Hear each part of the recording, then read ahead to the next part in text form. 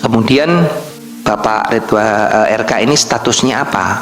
Kalau statusnya sampai saat ini beliau ya di dalam perkara ini, saksi juga belum ya, karena belum dipanggil saksi, dan kapan akan dipanggil nanti pasti akan kita panggil karena KPK masih belum putuskan status Ridwan Kamil di kasus korupsi Bank Daerah.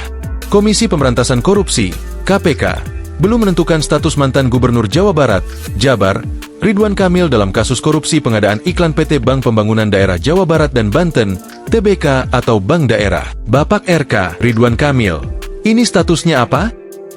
kemudian Bapak Ridwan RK ini statusnya apa? Kalau statusnya sampai saat ini beliau ya di dalam perkara ini, saksi juga belum ya, karena belum dipanggil saksi. Dan Kata PLH Direktur Penyidikan KPK Budi Sokmo di Gedung Merah Putih, Jakarta, dikutip Jumat, 14 Maret 2025. Meski demikian, Budi memastikan bahwa akan memanggil Ridwan Kamil untuk diperiksa terkait kasus korupsi bank daerah tersebut.